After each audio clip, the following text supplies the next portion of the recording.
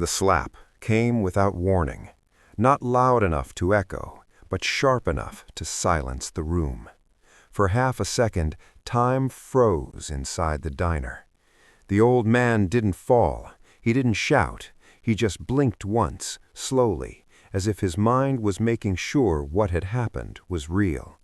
Then his hand reached for the table to steady himself. Sheriff Cal Rourke stood over him, jaw tight, eyes flat. "You don't embarrass me," the sheriff said, "not in front of my people." The diner smelled of coffee and grease.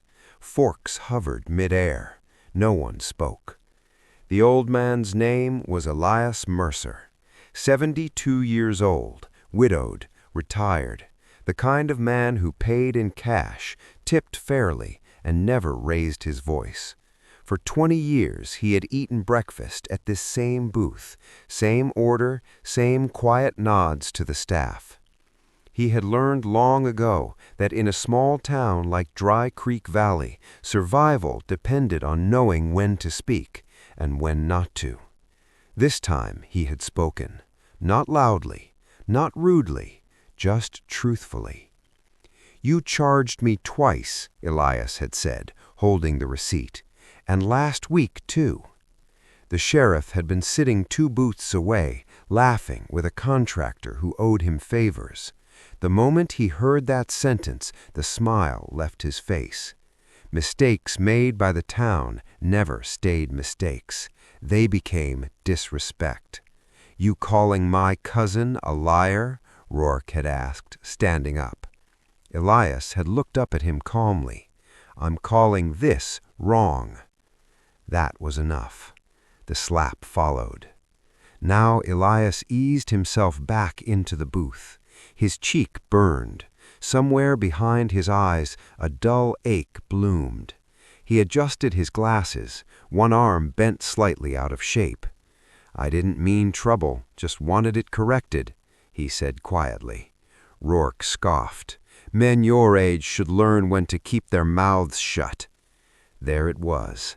Not anger, not justice, control. Rourke leaned closer.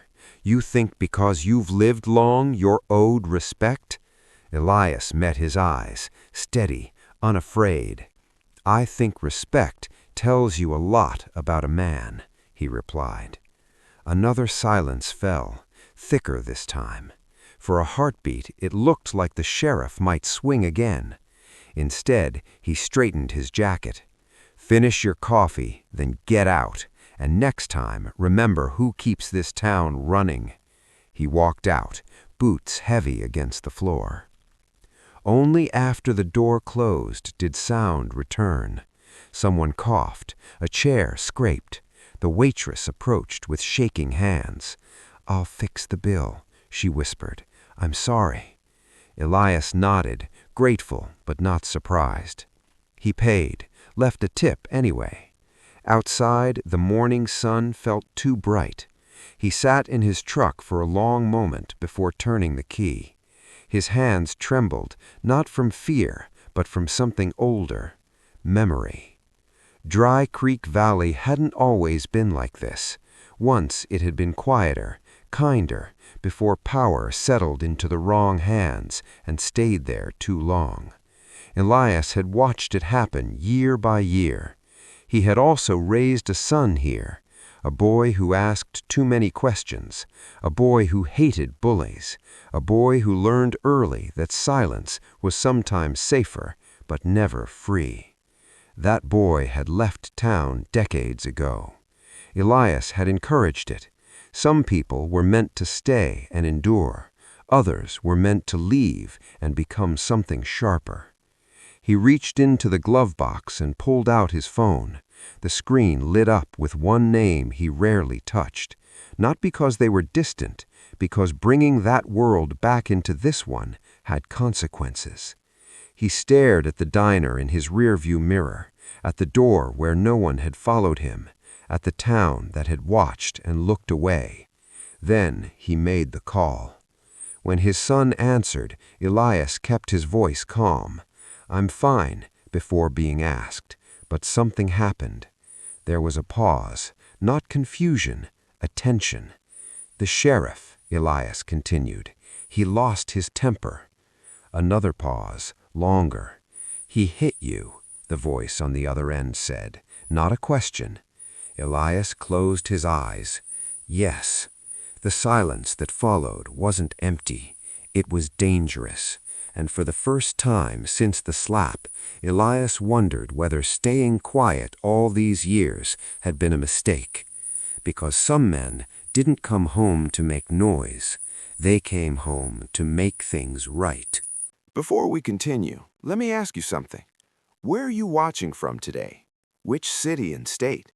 Tell us in the comments. And if you enjoy thoughtful, meaningful stories like this, subscribe to the channel so you don't miss what happens next. Now, let's continue. By the time Elias Mercer reached home, the sun was fully up. Morning light spilled across the porch he had repaired with his own hands nearly 30 years earlier. The wind chime near the door rang softly, a sound so familiar it almost hurt. Inside, the house was quiet in the way only old houses were, not empty, just settled. He set his keys down carefully, the same place he always did, then sat at the kitchen table without turning on a light.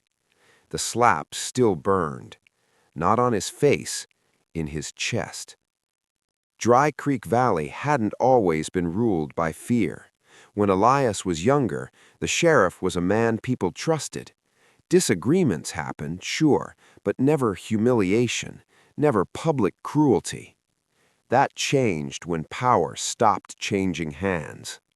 Cal Rourke had been sheriff for nearly 15 years now, long enough to forget he worked for the town, not the other way around. Long enough to believe the badge made him untouchable. Elias poured himself a cup of coffee. His hand shook slightly, and a few drops spilled onto the table. He wiped them away slowly. He thought about the diner, about the faces, men he had known since they were boys, women whose children he had helped fix bikes for. Not one of them had spoken up. He didn't blame them. Fear was a quiet thing. It didn't shout. It settled into people and taught them to survive. Years ago, Elias had made the same choice. He had raised his son to leave. Back then, Dry Creek Valley was already tightening. Small injustices, favors demanded, rules bent for the right people. Elias had seen where it led.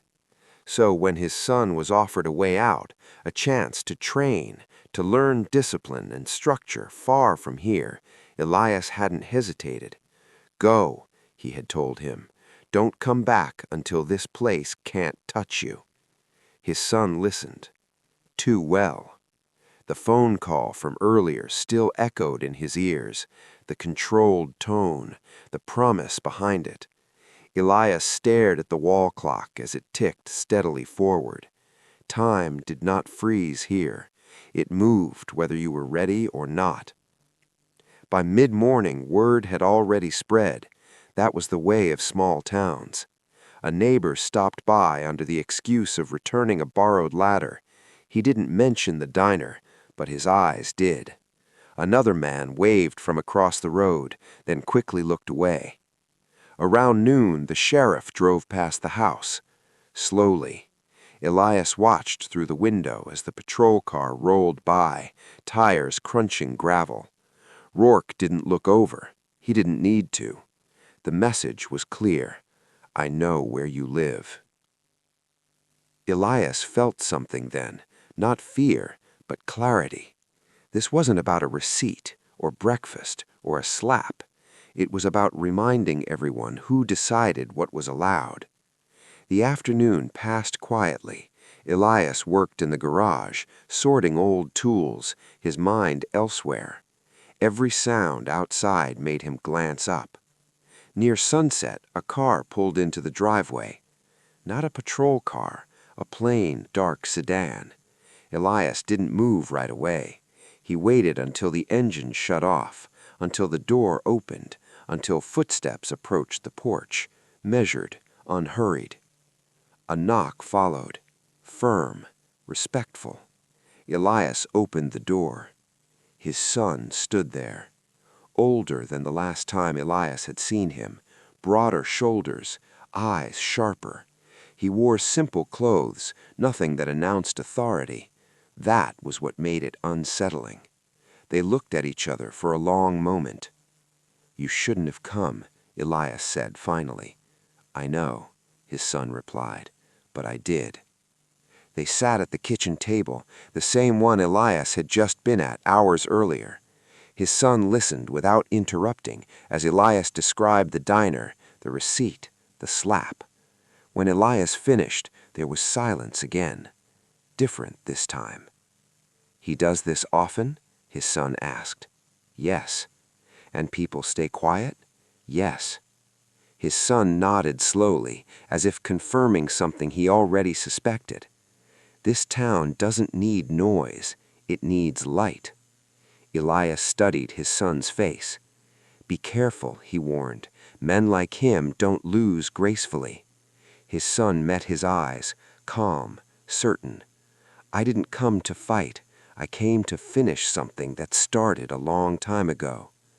Outside, the sun dipped below the trees, and for the first time in years, Dry Creek Valley was about to learn that silence had consequences.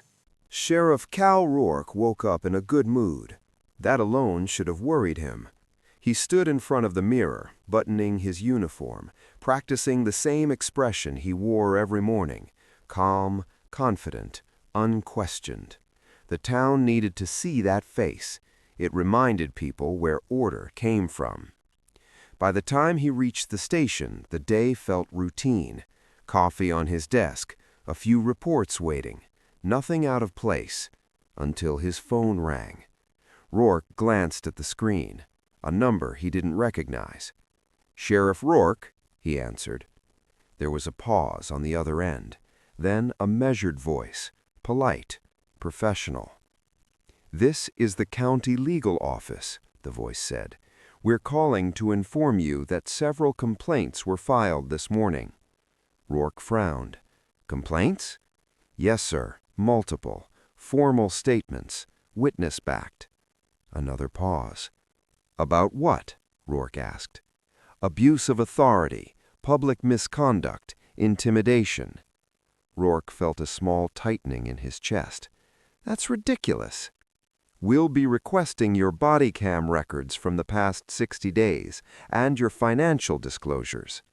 The call ended before Rourke could respond. He sat still for a long moment. This wasn't how things worked. People didn't complain, and when they did, nothing happened. By noon, two more things went wrong. First, the contractor who'd been laughing with him in the diner the day before called to cancel a private arrangement they'd had for years, said it wasn't personal, said things had changed. Then the bank delayed a loan Rourke had already been promised. "Just a routine review," the manager said nervously. "New oversight." Rourke slammed the phone down. Across town, Elias's son sat quietly at the public library. He didn't wear a suit, he didn't flash credentials. He filled out forms, made copies, asked questions the right way. Old towns ran on habits, and habits broke when someone bothered to follow the rules closely enough. By late afternoon, the diner owner stopped by the sheriff's office. "I'm closing early," the man said, eyes fixed on the floor. "You don't close early." "I do today." Rourke leaned back in his chair. "You got something to say?" The man hesitated, then shook his head. "No, sir." But his hands were shaking when he left. That evening, Rourke drove past Elias Mercer's house again. This time, the lights were on. A car sat in the driveway that didn't belong to an old man. Rourke slowed just slightly. Inside the house, Elias and his son sat across from each other, papers spread across the table, old receipts, dates, names. "You didn't have to do this," Elias said quietly. "I know," his son replied. Elias sighed. "You're stirring a nest that's been sleeping a long time." His son folded one document carefully. It hasn't been sleeping. It's been feeding. Outside, the patrol car rolled on. Rourke told himself it was nothing, but that night, sleep didn't come easily. Every sound outside felt louder. Every shadow lingered longer than it should. He replayed the diner in his head, the receipt, the old man's eyes, the way he hadn't begged. By morning, the town felt different. Not louder, just watchful. People nodded less, spoke softer. Phones rang more often at the station. Questions he wasn't used to answering started landing on his desk. And for the first time in 15 years, Cal Rourke realized something important. No one had challenged him directly. They were doing something far worse. They were taking him seriously. Back at the house, Elias watched his son prepare to leave. "Be careful," he said again. His son paused at the door. "I am," he replied. "That's why this will work." As the car pulled away, Elias sat down, alone once more. He touched his cheek where the bruise had faded to yellow. The slap was already disappearing, but the consequences? Those were just beginning. By sunrise, the town had started whispering. Nothing loud, nothing visible, just a weight you could feel pressing against your chest. Sheriff Cal Rourke sat behind his desk, fingers drumming on the worn wood. He had checked and rechecked the reports from yesterday. Every complaint, every phone call, every canceled appointment, it all looked ordinary. Yet it wasn't. The diner owner had not returned calls. The contractor was silent. Even the bank manager had stopped answering texts. Rourke felt it, an itch in the back of his mind that something was wrong. He stood and walked to the window, looking out at Main Street.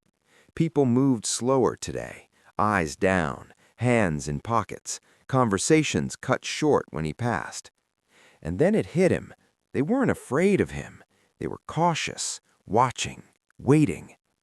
For the first time in decades, he realized the town wasn't under his control. His first mistake came shortly after breakfast. A small dispute at the local hardware store. Nothing serious, just two men arguing over a delivery. Rourke stepped in, voice booming, expecting obedience. It didn't come. They froze, but not in fear, in calculation. Each measured word, each careful gesture, he had lost his edge. He had underestimated how far someone could go to stay just out of reach. That evening, he returned to the station, tired but unwilling to show it. That's when the first official notice appeared on his desk, a letter, plain, typed, formal. Sheriff Rourke, your actions are under review. Further misconduct will result in immediate suspension pending investigation. Rourke slammed it down. The sound echoed too loudly in the quiet office. He picked up his phone, dialed the legal office from yesterday. No answer. He tried again. The line was busy. By midnight, even his patrol car felt different. Every shadow seemed to stretch longer, following him. Every street corner hid potential scrutiny. At home, he sat in the dark, staring at the ceiling. He remembered the slap from the diner, the one he had brushed off as minor humiliation. It wasn't minor. It was a message. One man had done it, and everyone else had noticed. The next morning, he made a move, a small, cautious step to reclaim control. He called a meeting at the station, just the deputies, told them to tighten patrols, monitor activity, keep records, make sure nothing slipped by unnoticed. But even his trusted deputies shifted uneasily in their chairs, eyes flicking, subtle nods, half-hidden whispers. One of them, younger, braver, said softly, "Sir, maybe we shouldn't push too hard." Rourke froze. Words like that hadn't been spoken in years, not in his presence. "You're questioning me?" he demanded. "No, sir, just careful." The caution in their voices was louder than any outright defiance. He realized then that the slap, the diner, Elias Mercer, it was only the beginning. The first crack in his authority had appeared. And with cracks come leaks, and with leaks come exposure. That night, Rourke drove through the empty streets again, tried to convince himself it was paranoia, tried to tell himself the town would fall in line eventually. But deep down, he knew better. Someone had started a quiet revolution, and no matter how loud he shouted or how fast he moved, they were already 3 steps ahead. And in that realization, a slow, dangerous fear began to settle over him. Not the fear of a man, but the fear of a sheriff. The kind that comes when you realize you are no longer the one in control. The morning fog clung to the streets like a warning. Sheriff Cal Rourke drove slowly, hands tight on the wheel, eyes scanning every corner, every shadow. He had spent the night replaying every moment, the slap, the diner, the whispers, the letters. And he realized something terrifying. He was alone. No allies, not truly, not anymore. Rourke parked outside the diner, the place it all had started. Breakfast chatter had returned, polite but cautious. People glanced his way, then looked down again. He stepped inside, boots echoing against the worn floor. The air smelled of coffee, toast, and something else. Tension. Elias Mercer was there, sitting calmly at the counter. Not a trace of fear, not a flicker of hesitation. Rourke's jaw tightened. Mercer. "Sheriff," Elias replied, voice even, measured.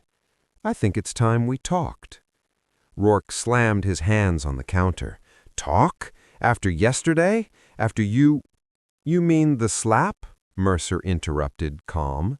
"It was only a message. You needed to understand something." Rourke's face flushed. Rage surged, but he caught himself.